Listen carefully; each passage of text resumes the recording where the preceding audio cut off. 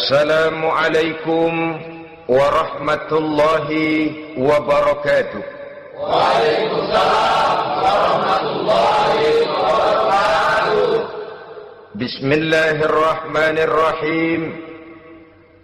Alhamdulillahi rabbil alamin. Wal akibatu lil muttaqin. Wala udwana illa 'alal zalimin. والصلاة والسلام على أشرف الأنبياء والمرسلين سيدنا ومولانا محمد وعلى آله وأصحابه المجاهدين الطاهرين أما بعد. Saudara-saudara kaum muslimin rahimakumullah, salah satu kelebihan makhluk bernama manusia, yaitu bahwa Allah subhanahu wa ta'ala menghiasi hidup manusia ini dengan syahwat, atau yang lazimnya kita sebut sebagai hawa nafsu. Inilah tenaga yang merupakan daya dorong yang melahirkan dinamika dalam kehidupan manusia, yang menyebabkan terus-menerus terjadinya perkembangan dalam sejarah peradaban dan kehidupan manusia. Hawa nafsu bisa melambungkan seseorang kepada puncak kejayaan, dan hawa nafsu dapat menenggelamkan seseorang ke dasar jurang kehancuran yang paling dalam. Pada surah Ali Imran ayat 14, Allah subhanahu wa ta'ala berfirman, A'udzu billahi minasy syaithanir rajim. Zuyyina lin-nasi hubbus syahawati minan nisa'i wal banin wal qanatiril muqantarati minadh dhahabi wal fiddah wal khailil musawwamati wal an'ami wal harth. Dzalika mata'ul hayatid dunya wallahu 'indahu husnul ma'ab. Mari kita perhatikan ayat ini lebih dekat lagi. Allah subhanahu wa ta'ala menjelaskan, Zuyyina linnasi hubbus syahawat. Makhluk manusia itu dihiasi dengan hawa nafsu. Dengan kata lain, hawa nafsu adalah perhiasan. Manusia tanpa hawa nafsu sama saja dengan orang yang tidak berhias, monoton, tidak mempunyai perkembangan dalam gerak kehidupannya. Tetapi kalau hawa nafsu adalah perhiasan, maka jika kita berbicara soal perhiasan, ada dua hal yang harus menjadi catatan pokok. Pertama, kapan satu perhiasan boleh kita pakai? Yang kedua, di mana perhiasan itu harus kita pakai? Kalau saudara berdandan rapi, pakai sepatu dengan kaos kaki, celana, jas, pakai dasi segala macam, tapi itu saudara lakukan pada saat saudara akan pergi ke WC, maka saudara sudah memakai perhiasan tidak pada waktu yang tepat. Begitupun sebaliknya, kalau jam tangan saudara pakai di kaki, kopiah saudara pasang di kaki, lalu sepatu naik ke atas jidat, maka saudara memakai perhiasan tidak pada tempatnya yang tepat. Demikian juga sifat yang bernama nafsu. Kapan dia boleh diperturutkan, di mana dia boleh disalurkan, adalah tugas daripada agama untuk mengatur syahwat atau hawa nafsu. Lihatlah kehidupan malaikat. Malaikat makhluk yang diciptakan Allah tanpa hawa nafsu. Maka kehidupan malaikat monoton. Malaikat tidak mempunyai peradaban dan kebudayaan. Malaikat adalah makhluk yang secara instinktif diciptakan untuk berbakti, tidak punya alternatif atau pilihan lain. Saudara lihat, ada malaikat yang sejak diciptakan diperintahkan untuk sujud, sujud saja sampai sekarang enggak bangun-bangun. Ada malaikat yang sejak diciptakan diperintahkan untuk tasbih, tasbih saja, yang lain tidak. Ada malaikat yang sejak diciptakan diperintahkan mencabut nyawa, nyawa saja urusannya, yang lain tidak. Pekerjaannya monoton, tetapi memang karena tidak ada hawa nafsu, tidak ada kecenderungan malaikat untuk nyeleweng. Belum pernah kita dengar misalnya ada malaikat Jibril korupsi ayat. Ini kelihatannya ayat bagus ini, nggak usah disampaikan kepada bawahan Muhammad, dipakai sendiri saja. Tidak. Kita belum pernah dengar malaikat maut keliru mencabut nyawa orang yang belum waktunya modar. Belum pernah. Malaikat itu ibadun mukramun, la ya'sunallaha fima amarahum wa yaf'aluna ma yu'marun. Maka kehidupan malaikat adalah monoton. Dinamika tidak ada, peradaban dan kebudayaan juga tidak ada. Andai kata bumi dan seluruh isinya diserahkan kepada malaikat untuk mengisinya, barangkali saudara tidak akan pernah kenal jembatan Semanggi, saudara tidak akan pernah kenal Monas, gedung-gedung bertingkat, gedung-gedung pencakar langit. Semua yang menggerakkan itu adalah karena manusia mempunyai hawa nafsu. Nah, kemudian pada kalimat berikutnya Allah memberikan rincian. Apa nafsu kepada apa yang paling menonjol dalam kehidupan manusia itu? Pertama, minan nisa, hawa nafsu kepada perempuan. Ini tentu yang ditujukan laki-laki. Dimanapun saja makhluk bernama laki-laki, kalau dia normal, tidak impoten, mesti suka kepada perempuan. Itu wajar, bin pantas alias normal. Tetapi tadi saya katakan di awal, nafsu kepada perempuan adalah perhiasan. Kapan makainya, di mana makainya, itulah tugas agama memberikan tuntunan dan aturan. Saudara-saudara kaum muslimin rahimakumullah, nafsu kepada wanita dapat mengantarkan seseorang kepada puncak kejayaan, tapi nafsu kepada wanita bisa menenggelamkan seseorang ke jurang kehancuran. Bergantung kepada latar belakang apa yang mendorong timbulnya syahwat tadi. Dengan kata lain, motivasi syahwat tadi digerakkan oleh iman dan ketakwaan, atau semata-mata karena memang syahwat yang merupakan kendaraan iblis. Penyelewengan pertama yang terjadi dalam sejarah kehidupan manusia adalah penyelewengan yang dilakukan oleh Nabi Adam alaihissalam pada saat ia memetik buah khuldi. Kenapa itu dilakukan oleh Nabi Adam? Karena terdorong oleh rasa sayang dan cinta kepada istrinya Hawa.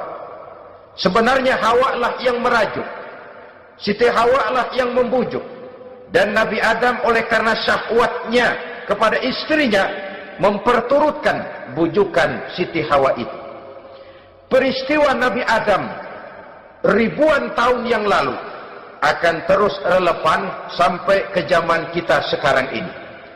Berapa banyak orang-orang yang karena terlalu ingin menyenangkan istrinya, lalu tidak segan-segan melakukan perbuatan yang menyimpang, baik itu merugikan orang lain, merugikan masyarakat, bahkan merugikan bangsa dan negaranya. Seorang pedagang tidak akan segan-segan menipu. Sebaliknya pun begitu. Tidak jarang wanita di dalam kelemahannya bisa menenggelamkan dunia. Seorang suami yang jujur, polos, lugu, sederhana bisa jadi koruptor ulung karena didorong-dorong oleh istrinya. Istrinya barangkali bisa saja dibakar-bakar oleh tetangganya. Suaminya jujur, sederhana, kepala bagian, tempatnya basah tapi melarat. Istri rupanya tidak sabar melihat gaya hidup yang makin konsumtif, persaingan yang makin tajam. Suaminya dikipas-kipasin. Kata istrinya, "Bang, tetangga sebelah kita lakinya pegawai kecil, Bang, tapi gelangnya kayak pelek becak. Abang ini kepala bagian tidak bisa membelikan saya macam itu, percuma lah." Kata suaminya, "Ya bagaimana, Bu, gaji saya cuma segitu-gitunya. Ya namanya kepala bagian, apaan, kayak sabet dulu." Kalau sudah berpikir ke arah ini, artinya sudah ngipasi suaminya untuk melakukan tindakan yang tidak wajar. Saudara-saudara kaum muslimin rahimakumullah, sejak zaman klasik sampai kepada zaman kita sekarang ini, kita melihat kecenderungan syahwat kepada wanita ini. Julius Caesar yang katanya gagah perkasa, ternyata tunduk di bawah kaki Cleopatra. Napoleon Bonaparte, the Lion of Europe, singa daratan Eropa, luas kekuasaannya, gagah perkasa tentaranya, kepada siapa dia tunduk? Ke bawah kakinya Margaret Josephine. Demikianlah di zaman kita sekarang, kita melihat di Jepang, betapa Perdana Menteri Uno didesak mengundurkan diri dari jabatan Perdana Menterinya oleh karena terlibat skandal dengan geisha. Kita juga melihat di Amerika betapa Senator Gary Hart dari Partai Demokrat yang masih muda, jenius, diharapkan masa depan Amerika lahir dari tangannya, terpaksa mengundurkan diri dari calon presiden oleh karena terlibat skandal dengan Donna Rice. Kita juga menyaksikan betapa parlemen dan kabinet di Inggris sempat geger oleh karena skandal Pamela Bordes, pelacur kelas kakap yang melanglang buana mencari sasaran-sasaran kakap. Ini adalah kisah kejatuhan yang diakibatkan oleh hubbus syahawat minan nisa. Oleh karenanya benar jika Nabi kita menyatakan an-nisa'u imadul bilad, wanita adalah tiang negara. Jikalau baik wanita, baik negara. Jikalau rusak wanita, hancur negara. Kalau syahwat kepada wanita cuma semata-mata karena syahwat, maka seorang laki-laki akan memandang wanita cuma sekedar alat pemuas hawa nafsu. Nilainya rendah. Sedangkan agama kita mengajarkan ma akraman nisaa illa karimun wa ma ahanan nisaa illa laimun, kata Nabi.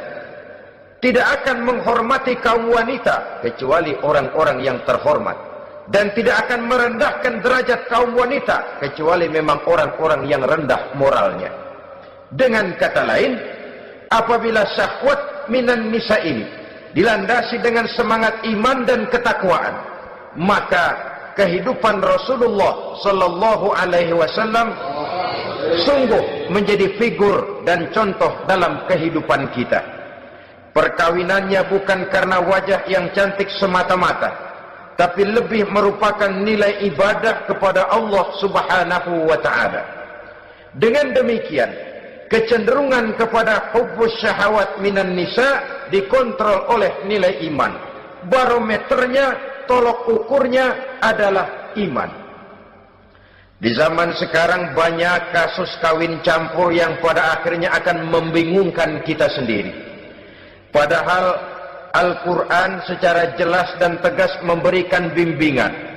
Orang itu kalau sudah, kata Imam Syafi'i, wa ainur ridha an kulli aibin kalilatun kama anna aina suhti tubdil masawiya. Mata kalau dibalut cinta dia buta terhadap nista, tapi mata kalau dibalut benci hanya melihat yang keji-keji saja. Biasanya cinta kepada wanita memang bisa menimbulkan dorongan yang positif, tapi juga bisa membuat seseorang buta sama sekali. Dorongan yang positif paling kurang dari segi penampilan. Coba lihat lelaki kalau lagi demen perempuan, lenjeh banget. Sisiran rambutnya rapi, teriskaan bajunya lancip, sepatunya mengkilat, kantong celananya tebel, perkara anduk isinya bukan soal. Yang penting kan gaya. Lalu dinamis, kreativitasnya ada saja timbul. Tapi pada sisi lain, jikalau orang sudah kehilangan pertimbangan, juga kadang-kadang tidak segan-segan mengorbankan akidah, mengorbankan nilai-nilai iman. Padahal ini taruhan utama, sampai Quran dengan tegas memberikan peringatan. Wala amatun mu'minatun khairun min musyrikatin walau a'jabatkum. Perempuan budak yang hitam legam Kalau beriman itu lebih baik untuk dinikahi daripada wanita cantik berkulit kuning langsat tapi musyrik. Lebih baik budak yang hitam legam beriman daripada wanita cantik berkulit kuning langsat berhati bangsat. Tapi kita kadang kehilangan pertimbangan. Karena agama, karena cinta agama digadaikan. Karena cinta akidah terjual. Karena cinta keyakinan jadi korban. Ini semua penyakit yang datang dari hubbus syahawat minan nisa. Kecenderungan mengumbar nafsu kepada perempuan. Ini memang perhiasan. Tapi bisa juga jadi bumerang dalam kehidupan manusia. Berapa banyak penyelewengan terjadi karena pengaruh wanita yang tidak bisa jadi bisa. Ini pengaruh di dalam kehidupan memang sedemikian besarnya. Sehingga saudara-saudara kaum muslimin, inilah yang perlu dikendalikan dalam kehidupan, kapan dan di mana. Kalau nafsu adalah perhiasan, kapan dan di mana perhiasan itu harus kita pakai, di mana dia harus kita tempatkan.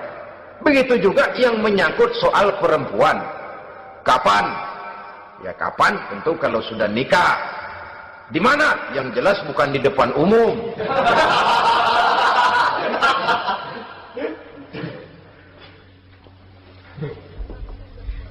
Ini nafsu yang pertama, minan nisa. Yang kedua, wal banin. Dihiasi juga manusia dengan kecintaan kepada banin. Makna banin di sini al-aulad, anak-anak laki. Kenapa disebut banin, anak-anak laki? Karena pertama, sering anak laki itu lebih jadi kebanggaan buat orang tuanya ketimbang anak perempuan. Sebabnya apa? Pertama, faktor nasab, silsilah lebih kuat kepada laki-laki ketimbang perempuan. Yang kedua, faktor cita-cita. Orang tua kalau punya anak laki-laki, cita-citanya panjang. Nak, kau nanti jadi dokter ya, nak jadi insinyur ya, nak jadi pilot ya, nak jadi pengusaha ya, nak jadi presiden ya. Tapi kalau dia punya anak perempuan, paling ya nak, mudah-mudahan nanti kamu dapat jodoh orang baik nak, dapat jodoh orang soleh. Saudara-saudara, yang ketiga, anak perempuan itu kalau sudah berkeluarga biasanya pindah kepada lingkungan keluarga lain. Sehingga orang berkata, punya anak perempuan banyak sebenarnya seperti agen. Artinya ada yang mau bawa, kan gitu. Ada yang minta, ambil. Ada yang berminat, buntel.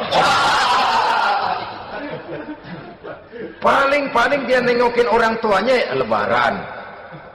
Ya syukur kalau sebulan sekali atau seminggu sekali. Tapi minimnya kan lebaran. Dengan demikian dari garis nasab ini lebih kuat al-banin ketimbang al-banat. Manusia dihiasi dengan kecintaan kepada anak-anak. Sering karena terlalu cinta kepada anak, kita menjerumuskan anak.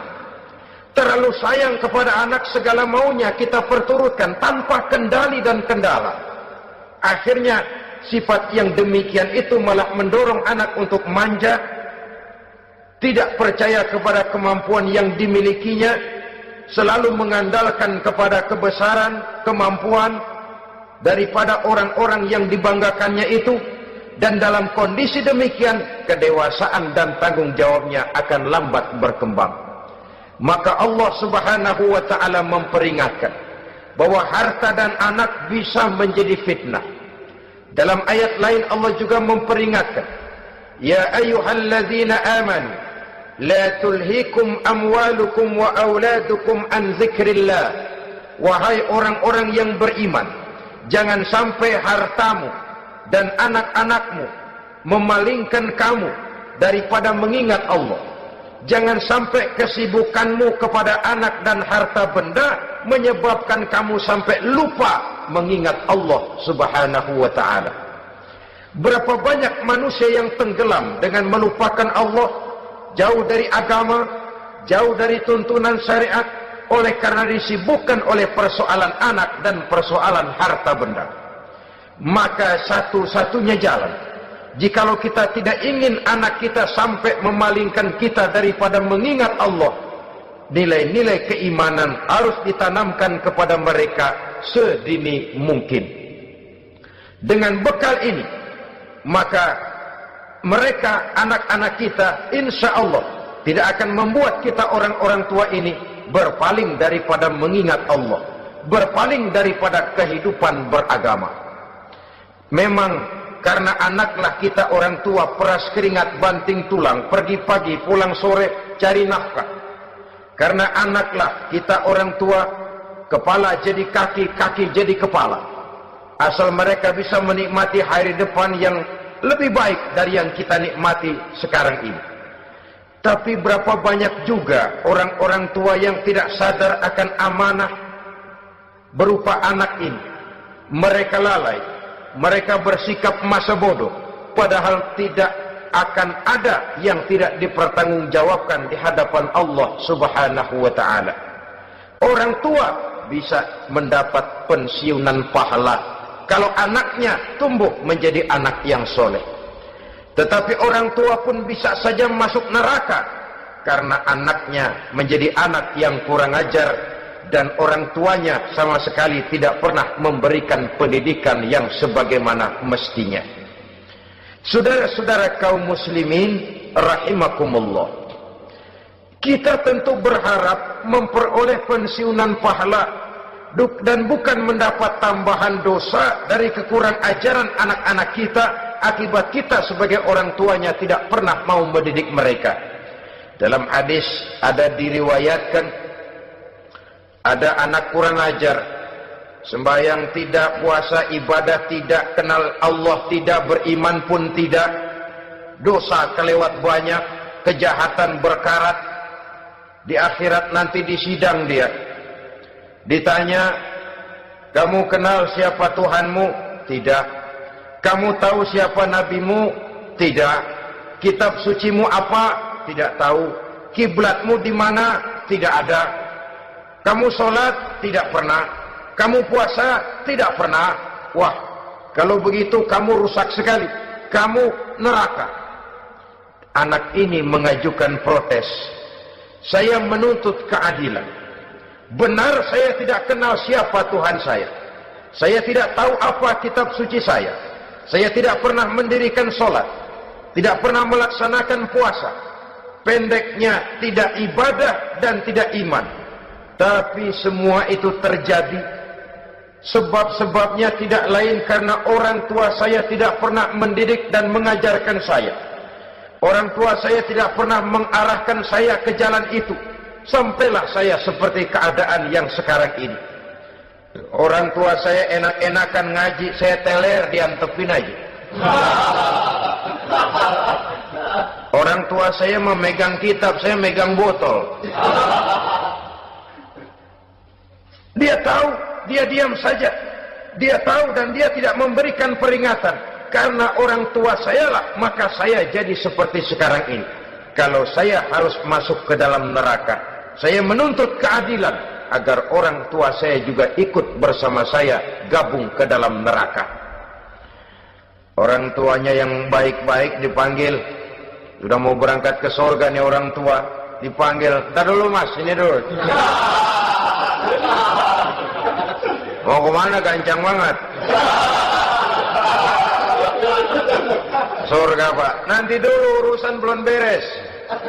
Ini benar anakmu ini.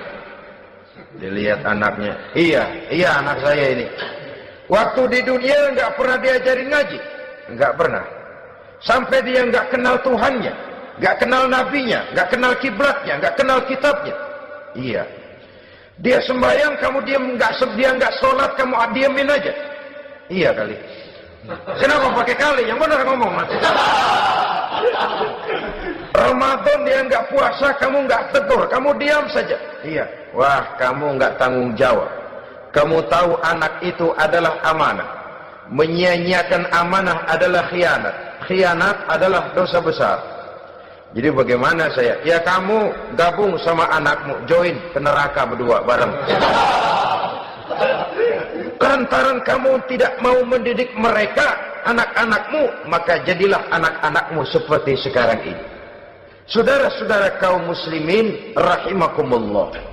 Sebaliknya, jikalau anak-anak kita yang kita cintai ini, yang merupakan buah hati belahan jantung, tumbuh dan berkembang menjadi anak-anak yang soleh, yang bermanfaat bagi masyarakatnya, bagi agama, bangsa dan negaranya, kita orang tuanya bolehlah tentram menerima pensiunan pahala. Menerima pensiunan pahala dari kesolehan anak yang ditinggalkannya. Alangkah nikmatnya mendapat pensiunan pahala. Terbaring kita di bawah pohon kemboja, nilai kebaikan kita dikenal orang, nama kita akan tetap hidup. Oleh karena kita meninggalkan anak-anak yang tumbuh menjadi generasi yang soleh, bukan anak yang salah. Oleh karenanya, kecintaan kepada anak jangan sampai membuat kita lalai dari mengarahkan mereka kepada kehidupan beragama. Di zaman sekarang ini, kecenderungan kita mengarahkan anak pun sudah kepada kecenderungan yang berbau materialistis. Maka yang ramai bagaimana anak bisa mengejar program MBA, Master of Business Administration, supaya keluar bisa jadi manajer. Bagaimana anak lalu kursus komputer, supaya keluar menjadi tenaga yang canggih di bidang komputer. Ya, kalau dia perempuan cantik, bagaimana dia bisa masuk Akademi Sekretaris and Management, supaya bisa jadi sekretaris.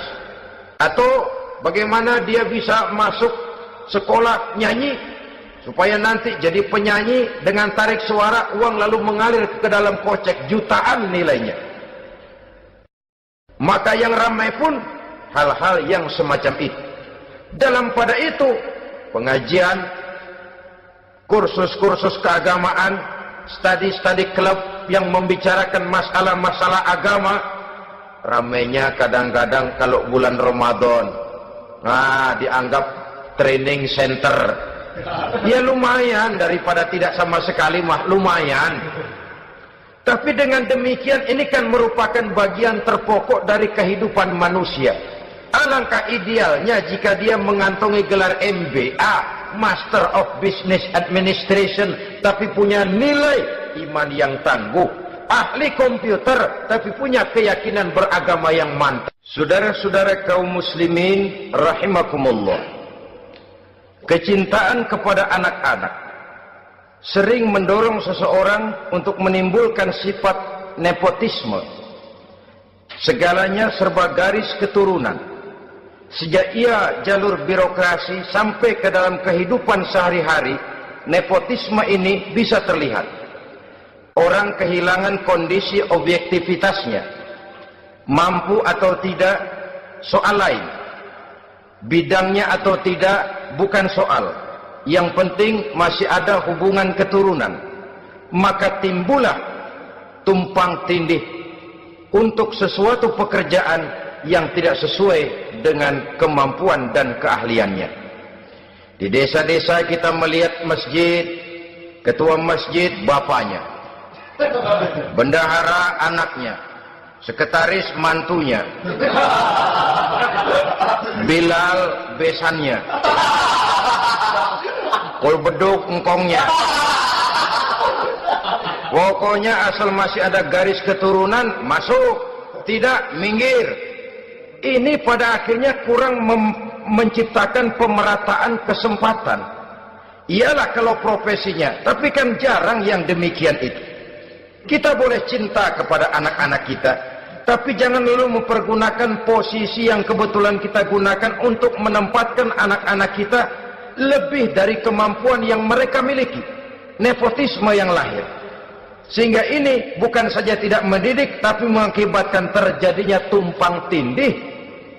Tidak lagi berprinsip the right man on the right job, bahwa orang harus ditempatkan sesuai dengan keahliannya, tapi kita sudah berpikir subjektif. Ahli atau tidak ahli, asal masih berbau keturunan, ayo silakan. nepotisme yang akan lahir. Oleh karenanya, mencintai anak adalah sesuatu yang merupakan perhiasan di dalam kehidupan. Wajar, tetapi harus kita menempatkannya sesuai dengan semestinya. Ini yang kedua. Yang ketiga, nafsu yang menghiasi hidup manusia itu adalah nafsu kepada wal qanatiril muqantarati minadz zahabi wal fiddah. Al qantarah ay al malul katsir. Kecintaan, kesenangan, nafsu kepada harta benda yang banyak daripada emas dan perak. Ini tentu sesuai dengan situasi dan kondisi. Kecintaan untuk mengumpulkan harta benda yang sebanyak-banyaknya, baik itu berupa emas, baik itu berupa perak. Ini cuma penyebutan beberapa jenis dari kecenderungan manusia kepada harta benda. Bukankah sering dikatakan orang bahwa manusia di dalam berhadapan dengan harta itu seperti meminum air laut. Makin diminum, makin kering tenggorokan, makin haus kita dibuatnya. Apabila watak ini kita perturutkan, maka manusia tidak akan pernah kenal puas, tidak akan pernah kenal cukup. Nabi kita memberikan peringatan, "Lau anna libni Adam wadiyani min zahabin labtagha lahuma thalisan wa la yamla'u jawfa ibni Adam illa turab." Andai kata manusia mempunyai dua buah ladang yang seluruhnya berisi emas, akan puaskah manusia? Tidak, mereka akan cari ladang emas yang ketiga. "Wa la yamla'u jawfa ibni Adam illa turab." Sungguh mulut manusia ini tidak akan pernah penuh terisi kecuali kalau sudah disumpal dengan tanah. Artinya kalau sudah dia dipendam di liang lahat baru cukup. Tetapi sepanjang dia masih bergerak, masih hidup dan bernyawa, masih bisa berusaha dan berbuat, dia tidak akan pernah mengenal puas. Ini akan mendorong manusia terjebak kepada menghalalkan segala cara untuk mencapai tujuan. Yang penting kaya, kan begitu. Dan cepat. Sebab sekarang orang sering motong kompas. Yang penting kan cepat kaya. Soal cara, kalau jujur aja mah, sampai kapan mau kaya? Perkara itu renten, bukan soal. Perkara itu judi, tidak jadi masalah. Perkara itu korupsi menyangkut hak orang banyak, bukan soal. Yang penting cepat kaya. Dan anehnya lagi, tidak malu menumpuk kekayaan dengan cara yang tidak wajar. Ya kan orang hidup bermasyarakat tuh bisa dianalisa tuh. Emang usahanya apa sih? Gajinya sebulan berapa sih? Kok bisa gitu-gitu bener sih? Dari mana sih? Secara langsung orang tidak berani bertanya, tapi dari mulut ke mulut akhirnya tersebar jadi rahasia umum. Si Ano kan punya Ano, dia Anonya seano. Ini bisa jadi bahan pertanyaan dalam kehidupan, akhirnya jadi gunjingan. Orang sudah tidak terlalu peduli dari mana kekayaan itu diperoleh, yang penting kaya. Dengan menghalalkan segala macam cara, terjebaklah ke dalam cara-cara mafia, terjebaklah ke dalam cara-cara yang tidak wajar, tidak bijaksana, memperkuat klik, clean, dengan menghantam yang lain. Saudara-saudara kaum muslimin rahimakumullah, bahwa manusia punya nafsu ingin kaya itu boleh. Boleh. Agama memberikan tuntunan, memberikan aturan. Tidak hanya sekedar asal kaya, tidak hanya sekedar asal banyak harta. Malahan hadis menyatakan, kalau saudara diberikan umur panjang, pertanyaan akhirat cuma satu kok. Umurmu kau habiskan di mana? Kalau saudara diberikan amanah berupa ilmu pengetahuan, pertanyaan akhirat juga cuma satu kok.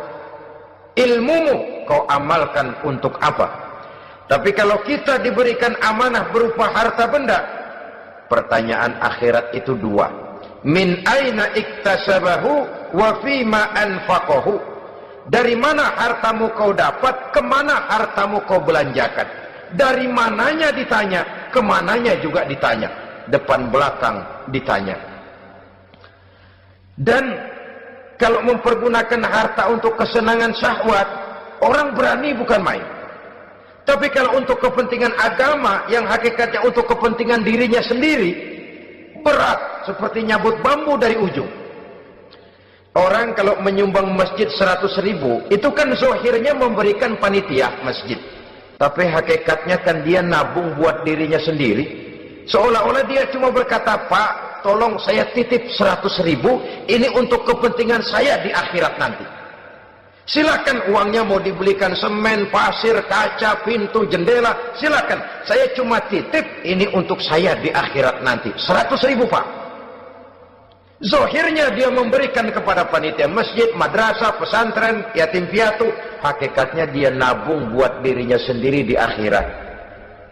Malah tabungan ini bukan SDSB namanya, SDBS. Sumbangan dana berhadiah surga, itu SDBS namanya. Sekarang orang mengejar SDSB, lalu berat mengejar SDBS. Sumbangan dana yang berhadiah surga langsung dari Allah Subhanahu wa ta'ala.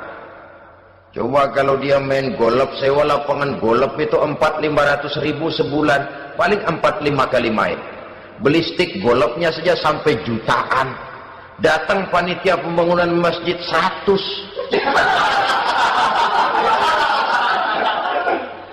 Minta didoain masuk surga lagi.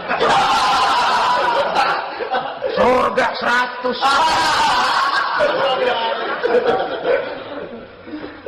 Saudara-saudara kaum muslimin rahimakumullah, kecintaan kepada harta benda yang banyak, baik berupa emas, berupa perak, mendorong orang untuk berlomba-lomba yang Allah peringatkan dalam Al-Quran, alhaakumut takatsur hatta zurtumul maqabir. Kamu telah lalai akibat kamu berlomba-lomba memperbanyak materi dunia. Hatta zurtumul maqabir, sampai kamu dekat masuk ke liang kubur, baru rupanya sadar bahwa perlombaan ini tidak akan pernah sampai ke garis finish. Betapapun jauhnya rally Paris-Dakar, garis finishnya ada. Betapapun hebatnya medan yang ditempuh, buasnya gurun pasir Afrika, garis finishnya pasti ada. Itu kan rally yang terbuas di dunia katanya, Paris-Dakar. Tapi garis finishnya ada. Namun jikalau kita berlomba memperbanyak harta, kita tidak akan pernah sampai ke garis finish. Yang kecil-kecilan aja dah. Kalau orang ditanya, kamu kenapa sih belum mau sembahyang? Ya bagaimana mau sembahyang Pak, tinggal di Jakarta masih kontrak. Saban habis tahun diubur-ubur yang punya rumah. Kalau punya rumah sendiri walaupun kecil-kecilan, saya mau ibadah Pak. Ya, diberikan rezeki oleh Allah, bisa bikin rumah walaupun kecil-kecilan. Belum juga mau sembahyang. Kok belum juga sembahyang? Iya Pak, rumah emang udah punya sendiri, cuman kecil Pak. Atasnya atap, kalau hujan aja bocor. Kalau bisa bikin rumah yang permanen Pak, tenang, saya ibadah, sembahyang saya rajin. Iyalah, diberikan rezeki, bisa bikin rumah permanen. Bagus rumahnya. Lain lagi. Iya, rumah sudah permanen, tembok, kubin, cuman isinya belum ada Pak, perabotannya. Tuh. Kalau punya peralatan rumah tangga yang memadai, tenang, saya ibadah.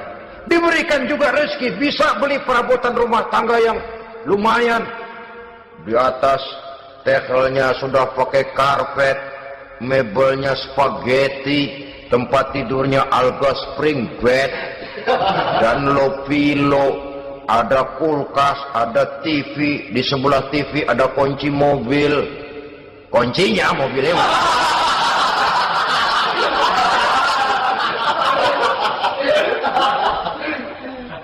Bagaimana? Sekarang sudah cukup perabotan. Perabotan sudah ada Pak, cuman kendaraan belum punya ini. Kemana-mana masih ngukur jalanan aja.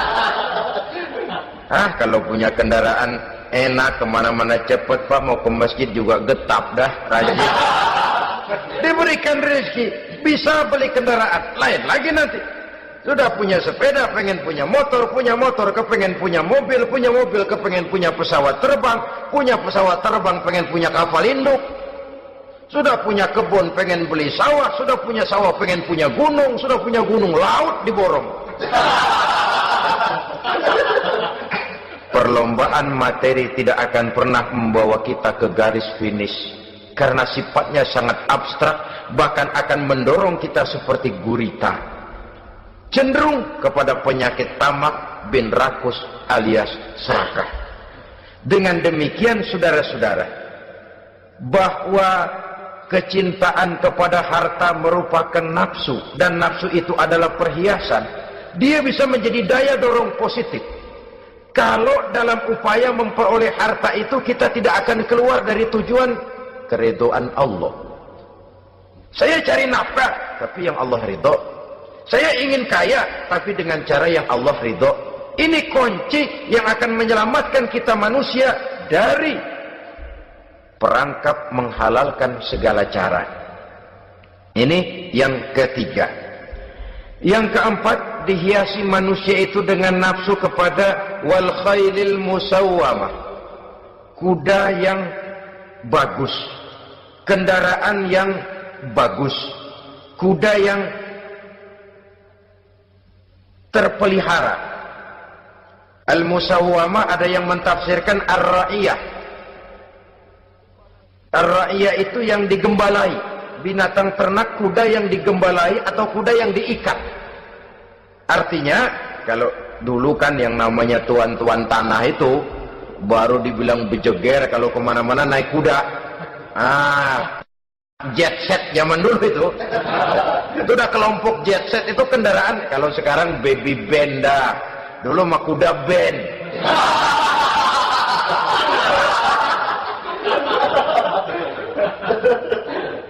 Manusia punya kecenderungan suka kepada kendaraan, apalagi di zaman sekarang ini. Wah, iklan-iklan itu kan sangat menggoda kita, melayani segala macam bentuk penjualan. Nah, ini lalu terangsang biar duit cekak. Kalau udah ngebaca itu, wah berani banget dah. Tahu duit nggak mungkin cukup, tapi begitu baca melayani segala macam bentuk penjualan dengan fasilitas ringan. Nah, jadi dah. Jadi juga punya mobil, jadi dah. Perkara utang itu bakal nyekek leher, bukan soal.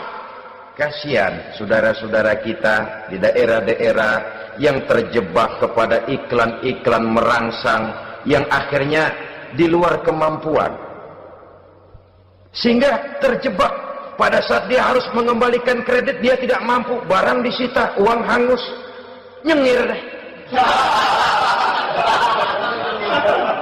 Bekipas sembari tahlil. Habis arang besi binasa. Bahwa kita menginginkan kendaraan yang serba baik, silahkan. Tiap akhir tahun ganti merek, keluar yang baru, ganti lagi. Itu kalau orang yang mampu. Buat kita yang tidak mampu, kenapa tidak bersyukur melihat yang lebih rendah di bawah kita?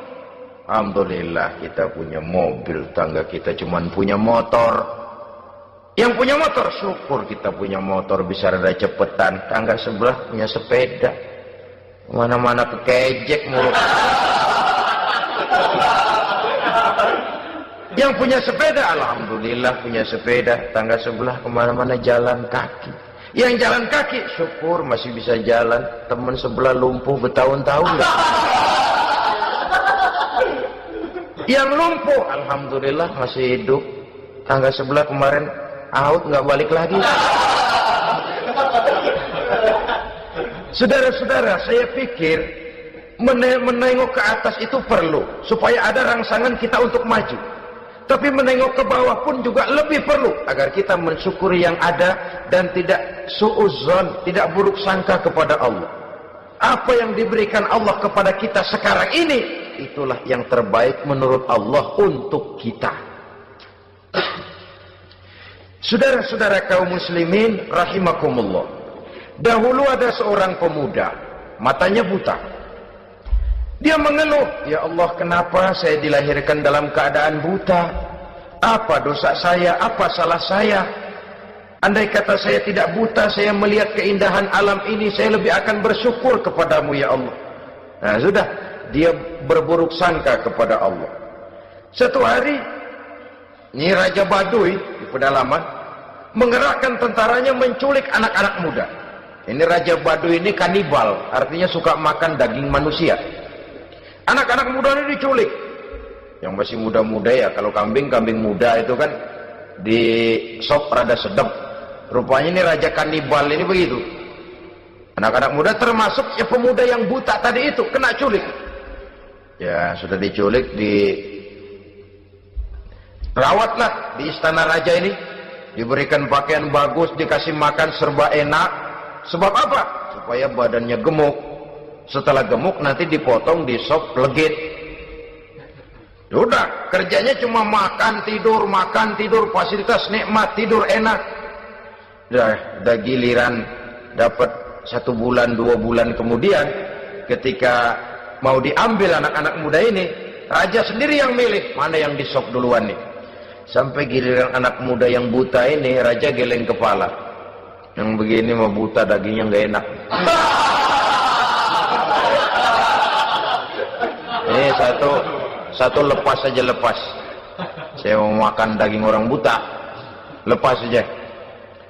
Pulang ini anak muda, batinnya bersyukur, sujud syukur, ya Allah, katanya untung saya buta. Coba kalau saya nggak buta udah habis saya disop. 2 bulan yang lalu dia mengeluh, "Ya Allah, kenapa saya dilahirkan dalam keadaan buta?" Sekarang dalam pulang ke rumah, perjalanan menuju ke rumah, dia berkata, "Alhamdulillah, andai kata saya tidak buta, habis badan saya disop oleh raja yang kanibal tadi." Saudara-saudara kaum muslimin rahimakumullah. Jadi dengan demikian pola hidup yang konsumtif sesungguhnya sangat tidak mendidik apabila dilatar belakangi oleh kemampuan yang tidak menunjang. Dengan demikian setidaknya mendidik orang untuk berkhayal. Anak-anak muda sama merek mobil ngerti banget dah, punya kagak? Ini BMW model terakhir nih. Nih, kemarin gue ngeliat di sana, gue megang lah.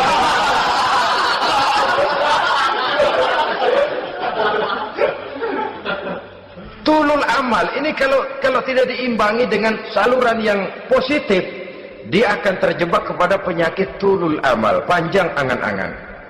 Baiklah ya, wal khailil musawwamah. Yang keempat, yang kelima maksud saya, wal an'am, cinta kepada binatang ternak. Manusia ini kan punya kecenderungan macam-macam. Setelah rumahnya bagus, hartanya banyak, kendaraannya cukup, ingin beternak. Jadilah peternak. Ini kecenderungan manusia, wajar saja sepanjang didapat dan dilakukan dengan cara-cara yang wajar. Wal hars, dan tumbuh-tumbuhan, bertani, bersawah, berladang, itu merupakan kecenderungan daripada manusia. Keseluruhan itu kata Allah, kecintaan kepada wanita, kepada anak, kepada harta benda, kepada kendaraan, kepada binatang ternak, kepada tumbuh-tumbuhan, dzalika, semua itu mata'ul hayatid dunya, merupakan kesenangan hidup dunia. Berapa lama kesenangan hidup dunia? Sebentar, seumur manusia. Seumur manusia. Bahkan kadang-kadang pada saat dia masih hidup pun orang tidak sepenuhnya sempat menikmati kesenangan hidup dunia. Apabila ajal datang, selesailah kehidupan dunia sampai di situ. Orang-orang kafir, buat mereka surganya di dunia ini. Bila kehidupan di dunia selesai, selesailah sudah surganya sampai di situ. Kesemua itu, kata Allah, merupakan kesenangan daripada kehidupan di dunia. Wallahu indahu husnul ma'ab, dan Allah mempunyai tempat kembali yang sangat baik. Nah, setelah Allah menjelaskan semua itu, pada ayat yang ke-15 Allah memberikan jalan keluarnya. Memperturutkan nafsu kepada wanita, anak-anak, harta benda, kendaraan, binatang ternak. Bijaksanakah itu? dalam ayat ke-15 surah Ali Imran ini Allah memberikan penjelasan tuntas. Qul a'unabbi'ukum bi khairin min zalikum. Katakan kepada mereka Muhammad, maukah kamu aku beri kabar yang lebih baik dari semua itu? Lebih baik daripada kesenanganmu kepada wanita, kepada anak-anak, kepada harta benda, kepada kendaraan dan sebagainya. Mau kamu aku beritahu yang lebih baik daripada semua itu? Jawaban tentu mau. Kalimatnya bukan ukhbirukum, a'unabbi'ukum. An-naba itu berita yang besar. Lain dengan al-khabar, itu berita biasa saja. An-naba, sehingga pembawa berita disebut nabi. Dari naba yanbi, pembawa berita yang benar.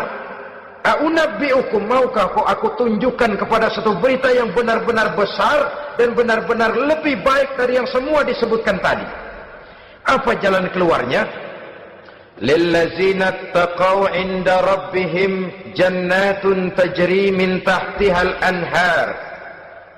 Bagi orang-orang yang bertakwa kepada Allah, mereka akan mendapatkan surga yang di bawahnya mengalir sungai. Khalidina fiha, mereka akan kekal di dalamnya. Wa azwajun mutahharah, dan mereka mendapat istri-istri yang suci. Wa ridwanum minallah, dan keridhaan daripada Allah subhanahu wa ta'ala. Kalau kamu hai orang-orang yang beriman, kalau kamu hai manusia menyangka bahwa nafsu kepada wanita, anak-anak, mengumpulkan harta benda, kendaraan yang menarik, binatang ternak dan tumbuh-tumbuhan itulah yang lebih baik untuk kesenangan dunia. Memang itu kesenangan dunia. Tapi nih, seolah-olah kata Allah, nih, saya kasih tahu kamu, aku beritahu yang lebih baik dari semua itu. Apa? Takwa kepada Allah. Kecintaan kepada wanita. Kalau takwa dasarnya, orang nggak amburadul, nggak semrawut. Enggak, pokoknya gue masal perempuan dan membuat terus. Tapi punya kaidah, punya norma. Demikian juga kepada anak-anaknya. Demikian juga kepada harta benda. Pokoknya asal harta, mau halal, mau haram, takuk terus deh. Semuanya dilandasi oleh taqaw, lillazina taqaw, oleh ketakwaan kepada Allah. Nah, ketakwaan ini akan menghasilkan apa? Inda rabbihim jannatun tajri min tahtihal anhar. Melahirkan, menghasilkan surga yang di bawahnya mengalir sungai-sungai. Saudara-saudara kaum muslimin rahimakumullah, jika kita menyangka bahwa wanita bisa memberikan kesenangan, iya, kesenangan dunia. Jika kita menyangka bahwa harta benda bisa memberikan kesenangan, iya, kesenangan dunia. Jika kita menyangka bahwa kendaraan bisa memberikan kesenangan, iya, kesenangan dunia. Tapi kita tidak cuma ingin itu, kita ingin itu semua juga bisa membawa kesenangan akhirat. Caranya landasi dengan takwa. Kesenangan kepada wanita didasari dengan takwa. Maka jangan jadikan wanita cuma sekedar alat pemuas hawa nafsu. Kesenangan kepada anak-anak dilandasi dengan takwa, maka anak-anak diarahkan kepada jalan yang diridhoi Allah. Kesenangan kepada kendaraan dilandasi dengan takwa, maka kendaraannya selalu mengarah berjalan menuju jalan takwa, diridhoi oleh Allah subhanahu wa ta'ala. Kalau tidak, itu mobil selempongan Ancol gancang banget dah. Tapi giliran dihadapin ke masjid, mogok mulu. Urusan ngaji ada aja halangannya tuh kendaraan. Tapi kalau untuk urusan maksiat, ngebut benar-benar. Dilandasi dengan ketakwaan. Sehingga dengan demikian, tidak hanya sekedar surga di dunia ini, tapi lebih-lebih di surga di akhirat nanti. Khalidina fiha, kekal. Kalau dunia ini kan zillun zail, bayangan. Hari ini kita jaya, besok kita bangkrut. Siapa yang mau menghalangi? Hari ini kita melambung, besok kita nyungsep. Siapa yang bisa menarik? Tidak kekal, berubah, temporer, relatif. Di sana kebahagiaan yang dilandasi dengan takwa ini sudah surga, kekal di dalamnya, azwajun mutahharah. mendapat istri-istri yang suci. Suci dalam arti belum pernah dijamah orang lain. Suci dalam arti tidak pernah terkena halangan. Seperti men misalnya. Baik menstruasi atau mencret, itu tidak. Azwajun mutahharah. Konon makna mutahharah ini ya artinya juga bisa selalu gadis, bidadari. Selalu perawan. Tidak pernah janda, walaupun tiap hari dipakai, perawan terus. Dan yang lebih penting, waridwanum minallah, mendapat ridho dari Allah Subhanahu wa taala. Jadi hawa nafsu dengan motivasi takwa, itulah sesungguhnya yang dikehendaki oleh Ali Imran ayat 14 dan 15. Dengan demikian manusia dengan ketakwaannya mengendalikan hawa nafsu dan bukan malah dikendalikan oleh hawa nafsunya. Sehingga dengan demikian seluruh fasilitas yang dimilikinya, baik itu berupa istri, anak, kendaraan, binatang ternak, harta benda, tanam-tanaman, seluruhnya semakin meningkatkan ketakwaannya kepada Allah Subhanahu wa taala. Mudah-mudahan kita bisa mencapai tingkat ini di mana kita hidup mampu dan sanggup mengendalikan nafsu, bukan malah dikendalikan oleh hawa nafsu.